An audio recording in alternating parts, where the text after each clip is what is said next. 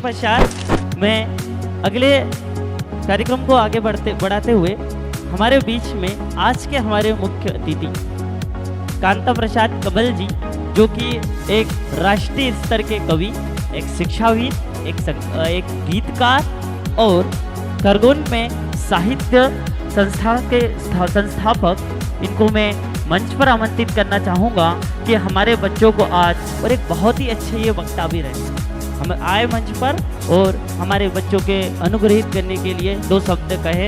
जोरदार तालियां आज हमारे मुख्य अतिथि के लिए।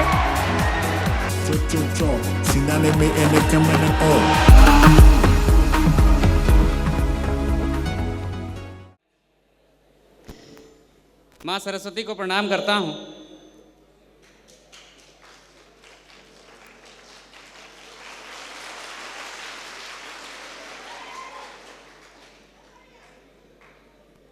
थोड़ा सा भावुक क्षण है मेरे लिए व्यक्तिगत तौर पर।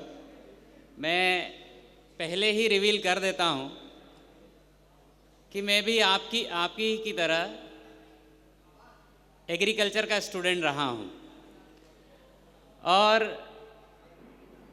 ये भाग्य कहें या समय का फेर कहें कि मुझे राणे सर जैसे शिक्षक नहीं मिले, अन्यथा मैं और कहीं होता। इसलिए भी विशेष धन्यवाद कि एक नया कॉन्सेप्ट मैंने देखा यहाँ पर। जिस प्रकार से सर ने समय की पूजा करवाई, आपसे मिलने की इतनी बेताबी थी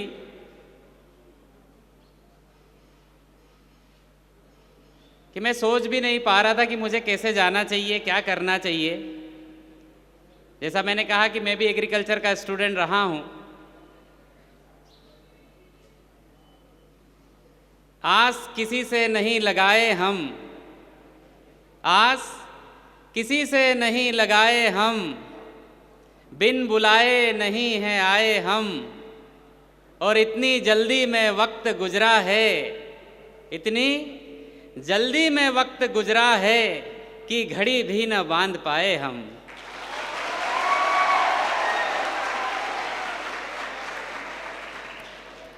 आप विश्वास करिए, इतनी जल्दी समय गया कि मैंने खुद ही सर को कॉल किया कि सर आना भी है या नहीं। सर का विशेष धन्यवाद, आपकी पूरी टीम का विशेष धन्यवाद कि आपने इस लायक समझा। मैं अपने से ही शुरू करता हूँ कि जीवन में कभी भी हार मान लेना या रुक जाना उचित नहीं होता। जैसा मैंने बताया कि मैं भी कृषि का छात्र था, लेकिन किसी कारणवश जहाँ पहुँचना था वहाँ नहीं पहुँचा। चाहता तो रुक सकता था, लेकिन रुका नहीं, और मैंने दूसरी राह चुनी। और उसके बाद अंग्रेजी भाषा को अपना मुख्य लक्ष्य मानते हुए मैं शिक्षा विभाग में अभी पिछले 15 वर्षों से काम कर रहा हूँ, और एक सफल अंग्रेजी के शिक्षक होने के नाते मैं अपनी राज्य सरकार में सेवाएं दे रहा हूँ। आपसे भी निवेदन है कि स्थितियाँ कुछ भी हो, कैसी भी हो, कुछ लोग सफल होते हैं, कुछ लोग नहीं हो पाते, उनके लिए दूसरा रास्ता होता है। अगर हम लोग सोच लें या हम लोग किसी प्रकार से अपना धैर्य खो दें, रोने लग जाएं, तो हमारे आसपास कमज़ोर कंधों का बहुत बड़ा कारवां होता है। आप एक बार रो के देखिए, आपके पास 1000 कंधे आ जाएंगे। लेकिन जब आप तय करते हैं कि आपको रोना नहीं है, आपको हिम्मत से आगे बढ़ना है, तो आपके पास कोई नहीं होगा, क्योंकि आप उस प्रोसेस में होते हैं।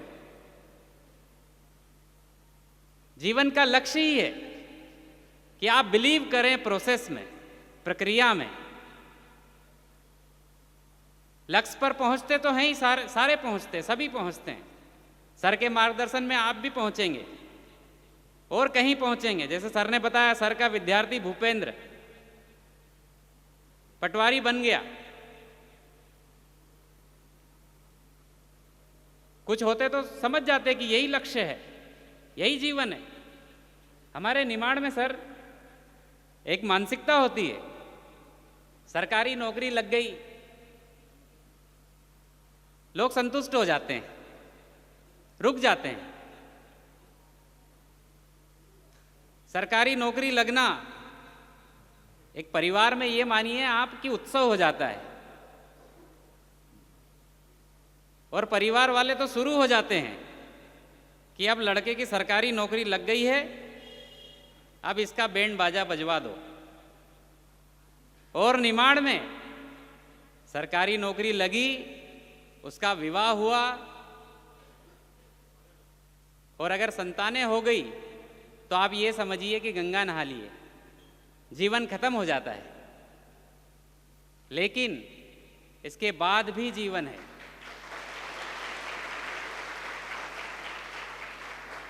आप देखिए अपने आसपास कितने ऐसे लाखों उदाहरण मिलेंगे जो सरकारी सेवाएं दे रहे हैं और संतुष्ट है। लेकिन अगर आप कहीं अकेले में होते हैं, सोचते हैं कि क्या करना है, क्या होना चाहिए था,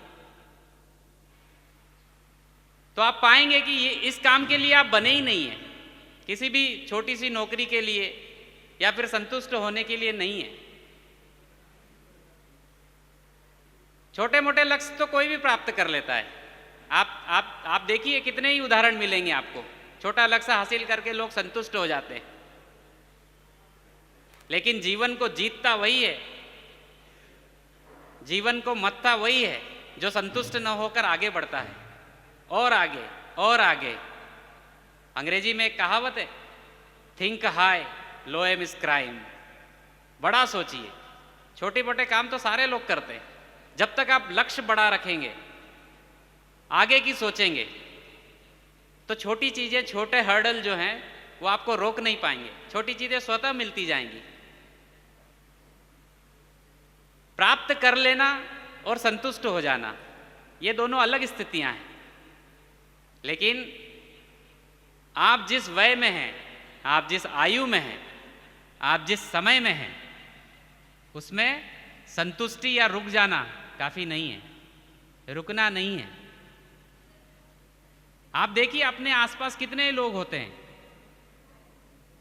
जिज्ञासु प्रवृत्ति के, वो संतुष्ट नहीं होते, हमेशा जिज्ञासा उनकी जागृत होती है।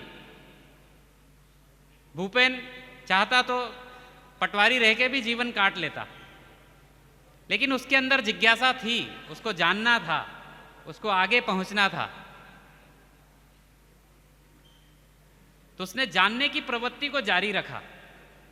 और जब तक आप जानने की प्रोसेस में होते हैं, जिज्ञासा आपके अंदर होती है, आपको नई नई चीजें मिलती चली जाती हैं, आप नई नई चीजें जानते चले जाते हैं। हर दिन नया सीखना है, हर दिन नया जानना है।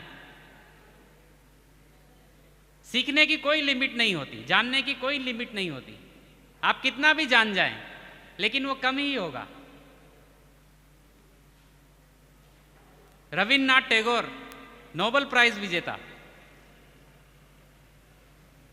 अपने अंतिम समय में थे, जीवन पूरा जी चुके थे।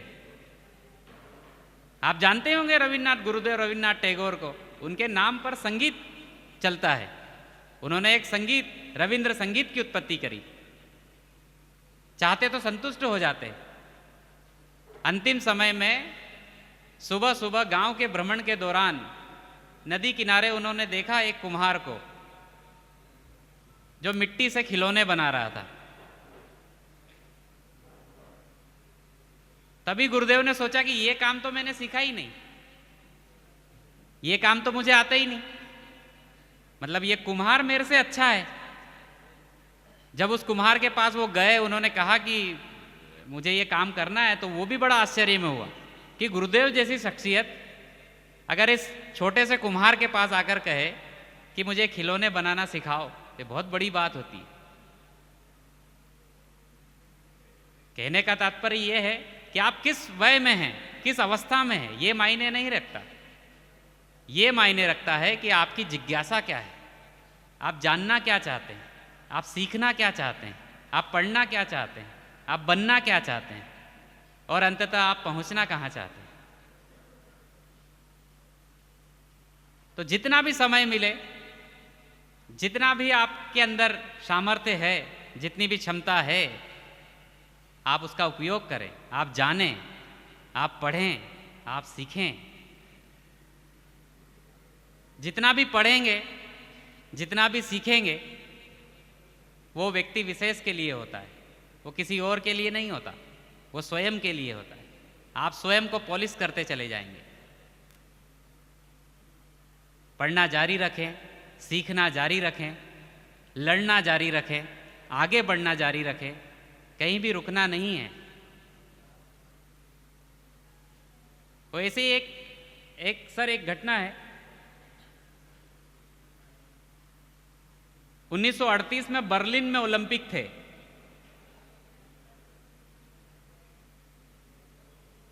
और एक व्यक्ति ने 25 मीटर में राइफल शूटिंग में क्वालिफाई किया। वो आर्मी में सार्जेंट था। अब आप उसका भाग्य देखिए और उससे तुलना करिए अपनी, कि आप में और उसमें क्या अंतर है और आपको क्या गिफ्ट में मिला है।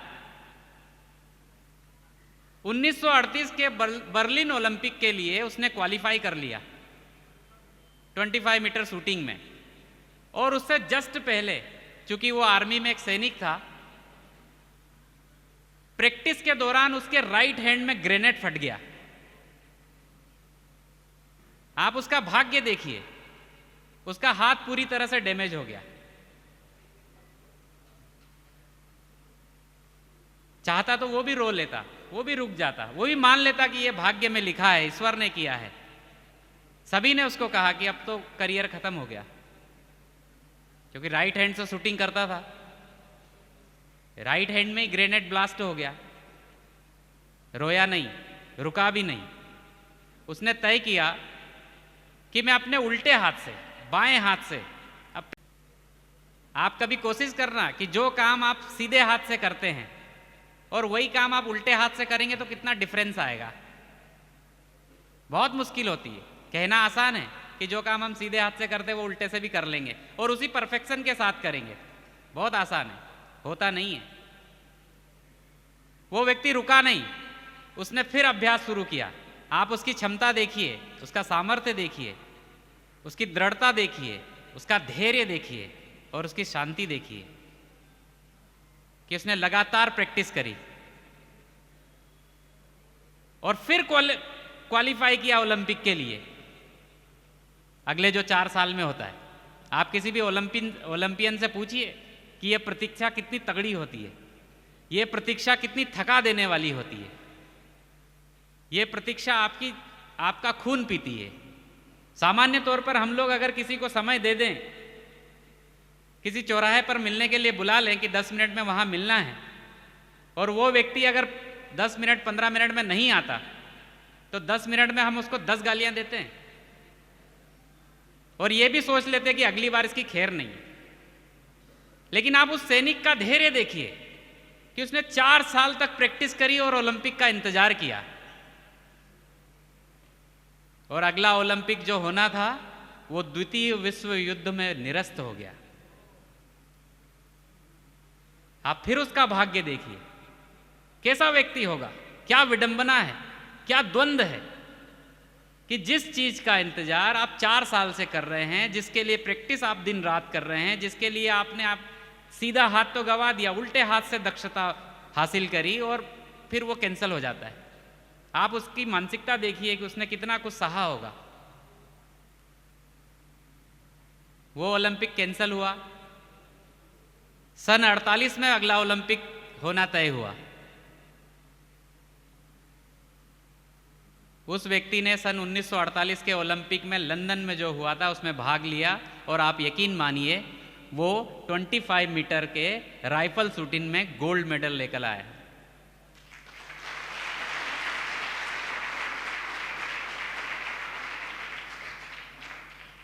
आपकी तालियां इसलिए भी बजनी चाहिए कि सीधे हाथ से जो जन्मजात जो प्रैक्टिस कर रहा था, वो हाथ तो था ही नहीं उसका, उसने अपने बाएं हाथ से निशाना लगाया और गोल्ड मेडल जीता।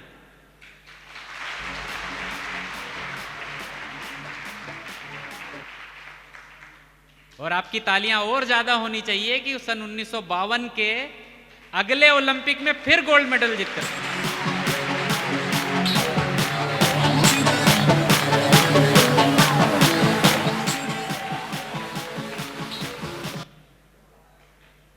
हम लोग क्या हैं? सामान्य तौर पर देखा जाए तो इस पूरे विश्व में या पूरे ब्रह्मांड में हम कुछ भी नहीं है, लेकिन जब हम स्वयं को स्वीकार करते हैं, जब हम कुछ अपने आप को मान लेते हैं, तो हम अपने आप में सब कुछ हो जाते हैं। आप पहचानिए स्वयं को। एक 12th क्लास का लड़का, आप भी क्लास में पढ़ते हैं, जैसे अभी शोर कर रहे हैं, टीचर नहीं आते तो मस्ती करते हैं, शोर करते हैं, टीचर के होते हुए भी शोर करते हैं, पीछे बैठ के बातें करते हैं। एक ऐसा ही लड़का, वो भी पीछे बैठ के बात कर रहा था। उस दिन पता नहीं शिक्षक को क्या हुआ कि उस लड़के को खड़ा किया कि चल भाई खड़ा हो, आ जा इधर मेरे पास आ जा। उसको बुलाया कि जो बात तू वहां कर रहा था वही बात अब तुझे यहां करनी है। आप कभी इस चीज को फॉलो करना, इसको कभी महसूस करके देखना। अभी मैं देख रहा था 2-3 बच्चियां ऊपर आई, उन्होंने बहुत अच्छा कहा। होता है, हम लोग माइक पर जाते हैं, मंच पर जाते हैं, आवाज फटती है, हाथ हिलते हैं, बोल नहीं पाते हैं। आप कभी सोचना इस बारे में। उस लड़के को टीचर ने बुला लिया ऊपर, बोलो बेटा, जो आप वहां बोल रहे थे वही आपको यहां बोलना है। वो नहीं बोल पाया।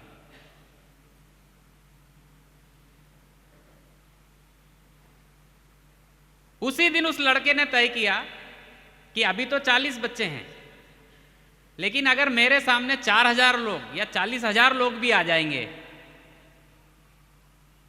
तो मैं जो तप करूंगा, जो तपस्या मेरी रहेगी, वो मैं सबके सामने बोल के दिखाऊंगा।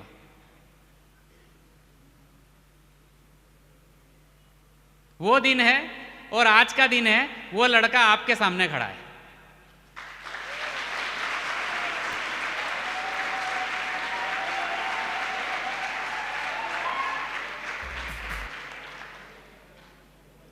चूंकि मैंने बताया कि मैं भी कृषि का विद्यार्थी था,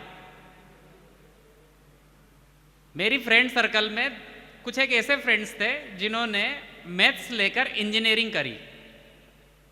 अभी तो खैर ठीक है, अभी तो अलग माहौल है, लेकिन हमारे समय में सर आप यकीन मानिए इंजीनियरिंग करना मतलब भारत रत्न प्राप्त कर लेना, मतलब बोरावा कॉलेज में एडमिशन हो जाना। क्या समझते हैं आप 2001 में 2 में जब मैं था, मतलब वो दोस्त अगर घर भी आए तो उनका इतना सम्मान होता था कि, और मेरा इतना अपमान हो जाता था कि मुझे लगता था कि यार यार सब कुछ तो यही है। मतलब इंजीनियरिंग वाले बहुत बड़ी बात हो जाती, बहुत बड़ी तोप समझते थे उनको, पीईटी एग्जाम करके फेस करके वो। और हम तो पीएटी में भी नहीं, वहां भी हमको घर वाले बोले तुम तो रह गए बोले। मतलब लगता है ना, फील होता है ना आपको। आप किसी काम में अगर आपका हाथ तंग है या जिस काम को आपका वो मुख्य काम है और उसमें ही आप रह गए तो आपको फील तो होगा, बुरा लगना तय है। अब वो दो दोस्त मिले मुझे और एक तीसरा और आ गया उसमें, वो भी पट्टा इंजीनियरिंग वाला। अब उसने उन दोनों ने मेरा परिचय करवाया, उन्होंने मेरा नाम लिया और उसने मजाक मजाक में कहा ही इज फ्रॉम नोवेयर। अच्छा वो तो बोल के भूल गया, लेकिन ये एक जो सेंटेंस है ही इज फ्रॉम नोवेयर, इतनी अंग्रेजी तो जानते थे। आप यकीन मानिए वो एक सेंटेंस इतना गहरा लगा मुझे कि मैंने उसी दिन, उसी रात को, उसी दिन को तय कर लिया कि ये जो दोनों तीनों बोल रहे हैं मैं इनको साबित करके बताऊंगा कि आई एम फ्रॉम कहां से।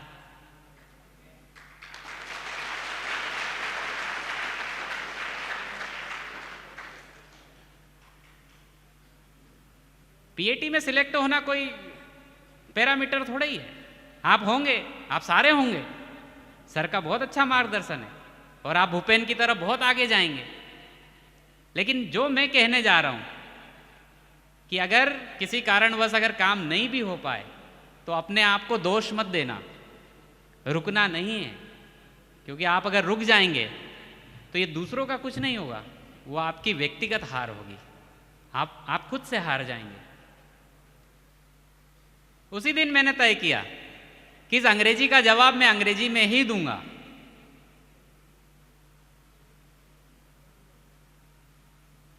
और एक टाइम था कि जब पीजी कॉलेज खरगोन में 0% रिजल्ट आते थे, अंग्रेजी साहित्य में 0% रिजल्ट, उसी समय हमने फेस किया और हम वहां से निकले। मैं इसलिए नहीं आपको बता रहा हूं कि ये मेरी स्टोरी है या मैंने ऐसे किया या मुझे बड़ा मजा आता है ये सब कुछ बताने में। मैं सिर्फ एक एग्जाम्पल के तौर पे बता रहा हूं आपको कि जब एक रास्ता आपको सही नहीं लगे या वहां पर कुछ गड़बड़ हो जाए, ऊपर नीचे हो जाए, तो आपको हार नहीं माननी है, क्योंकि दुनिया में और भी बहुत सारे रास्ते हैं। आप और कहीं भी पहुंच के नाम कमा सकते हैं, आप बड़ा बन सकते हैं। आप इसके थ्रू तो बनेंगे ही। सर जिस प्रकार से आपको पढ़ाते हैं, यहाँ पूरा स्टाफ जिस प्रकार से मेहनत करता है, ये पूरी गारंटी है। और मैं देखता हूँ कितने सारे होर्डिंग्स होते हैं और कभी कभी फील भी होता है कि हमको ऐसे टीचर मिलने चाहिए थे, लेकिन उस समय जो टीचर थे उनकी कोई गलती नहीं है।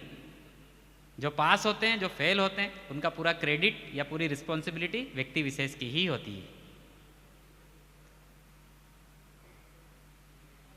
मैं आपको बहुत बहुत शुभकामनाएं देता हूं, आपको अग्रिम बधाई आपकी सफलता के लिए। अंतिम 4 पंक्तियां सुनाता हूं आपको कि आप अपने आप में क्या हैं। आप कितने ही छोटे हो जाएं या कितने ही बड़े हो जाएं, आपका जो कैरेक्टर है, आपका जो पात्र है, वो सबसे महत्वपूर्ण है। जब आप मेहनत करते हैं, जब आप रात में जागते हैं, जब आप तपते हैं, जब आप अपने आप को निखारते हैं, तब आपको पता चलता है कि आप क्या थे और क्या हुए। और इस पूरी प्रोसेस में आप स्वयं की मदद तो कर ही रहे हैं, आप अपने माता पिता की मदद भी कर रहे हैं, आप अपने शिक्षकों की मदद भी कर रहे हैं, आप अपने आसपास रहने वालों की मदद भी कर रहे हैं, और सबसे बढ़कर आप उस मातृभूमि की मदद कर रहे हैं जिनके लिए आपका जन्म हुआ है।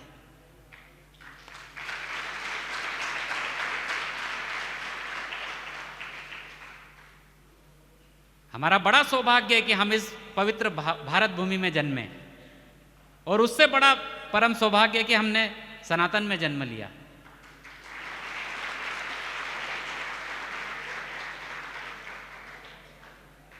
एक महाभारत का छोटा सा प्रसंग है, महाभारत का अंतिम दौर। भीष्म पितामह अपनी सरसैया पर लेटे हुए हैं और अंतिम समय में पूरे 5 पांडव और भगवान श्री कृष्ण उनसे आशीर्वाद के लिए जाते हैं उनके पास, उनसे आशीर्वाद लेते हैं और पूछते हैं।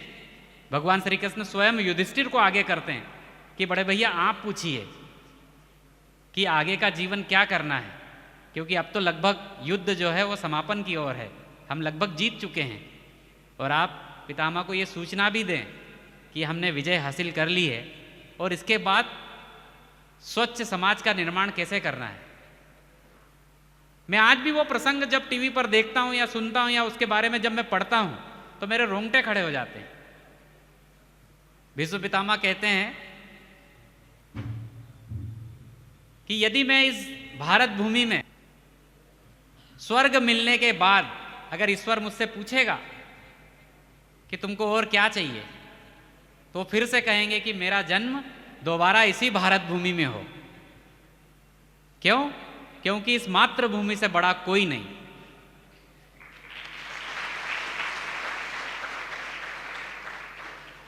कैसे लोग होंगे वो, इतनी बड़ी शख्सियत, और अपनी मातृभूमि में दोबारा जन्म लेना चाहते हैं। आपका पात्र या आपका कैरेक्टर कितना भी बड़ा हो, लेकिन कहानी से बड़ा पात्र नहीं होता। आपने रामायण देखी होगी या सुनी भी होगी। उसमें राम जी जब वनवास को जाते हैं तो निषाद राज उन्हें नदी से पार उतारते हैं। अब ये सारे पात्र तो थे ही, लेकिन इन दोनों के बीच में एक कैरेक्टर और था कि राम जी को वो पार ले जा रहे हैं और निषाद, और इसमें एक कैरेक्टर और है जिसमें वो पार ले जा रहे हैं, वो नाव। अब कितना छोटा पात्र है वो तो एक माध्यम है, लेकिन आप अपने आप को उसी से जोड़िए कि आपका पात्र कितना बड़ा हो जाता है जब आप अच्छा काम करते हैं। वो काम कैसा भी हो, छोटा हो या बड़ा हो, लेकिन अच्छा होना चाहिए।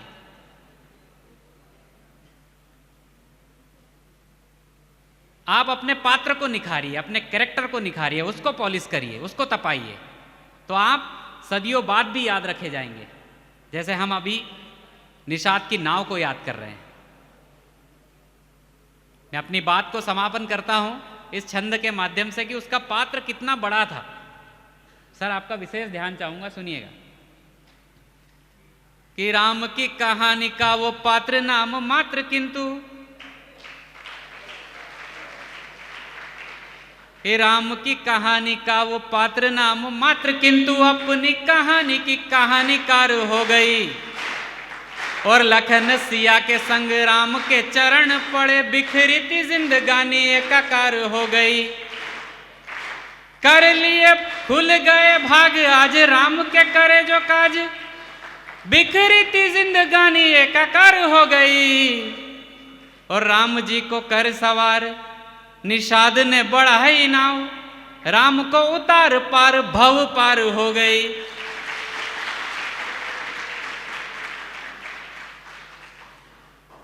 चार पंक्तियां अंतिम सुनिए और उसके बाद विदाई की तालियां देना मुझे। मैं आपके लिए विशेष तौर पर चार पंक्तियां पढ़ता हूं, सुनिएगा कि भाव अपना बड़ा के मानेंगे। आप सुनना, आप फील करना इन पंक्तियों को। भाव अपना बड़ा के मानेंगे, काम ऐसा कमा के मानेंगे। लाख रोके जमाना फिर भी हम रंग अपना जमा के मानेंगे। बहुत बहुत धन्यवाद, बहुत धन्यवाद।